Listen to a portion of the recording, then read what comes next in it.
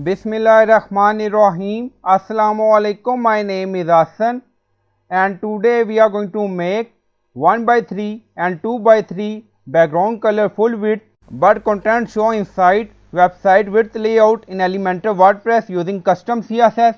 Before starting work, it's my request, please subscribe my channel. Thank you. Now back to our work. So this is our 1:3 column and this is our 2:3 column. So we added background color both and we set padding 0, margin 50. In layout we set content width full width and our website width layout is 1200 pixel. So we want our website content not exceed website width layout, that is 1200 pixel. Now you see 1:3, so click on it. So we are going to add nested container. Now drag and drop.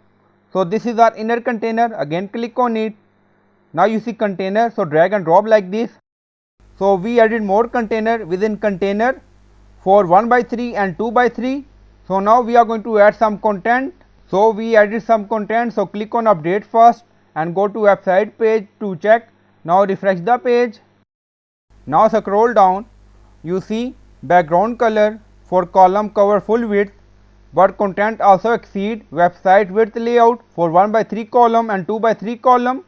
Now reduce screen size. Now you see. Now back to Elementor page. Now you see edit container, so click on it. So this is our nested container. If you want, you can add some padding. Go to advanced. Now you see padding, first uncheck, so you can add padding according to your requirement. Now go to 1:3 column, so click on it, go to advanced. So we are going to add padding. So click on update. So our website width layout is 1200 pixel. So now we are going to add CSS classes. Now you see nested container 1:3 column, so click on it. So we are in advanced and then scroll down, you see CSS class, so you can add class name. So we added CSS class nested column 1 col1.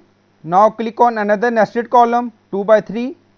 So we are in advanced, so we are going to add CSS class nested column 2 and then click on main edit container. So click on it and then go to advanced and scroll down in CSS class.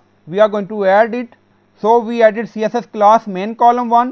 Now copy, go to another edit container. So this is our main, this is our nested. So click on main and then go to advanced and then in CSS classes add main column 2. So we added 4 CSS classes. So click on update. Now go to customize section and we are in additional CSS. Now paste and you will find all the CSS in video description or in comment section. Now you see custom CSS class nested column 1 and we added width 400 pixel, maximum width, minimum width, and then you see nested column 2 we added width 800 pixel, maximum width, minimum width. So our website width is 1200 pixel. Now go to notepad and then you see this is our website width and this is our column 1:3. So calculate this and then we are going to get 400 pixel. This is our website width and then you see 2:3 column and then we are going to get 800 pixel. Back to Elementor page. So you can calculate this by using your website width layout.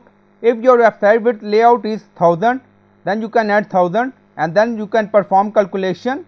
Now back to Elementor page and then you see main column 1 align item end, main column 2 align item start, and then you see media screen maximum width 1 2 to 4, nested column 1 width 100%, nested column 2 width 100%. So click on publish.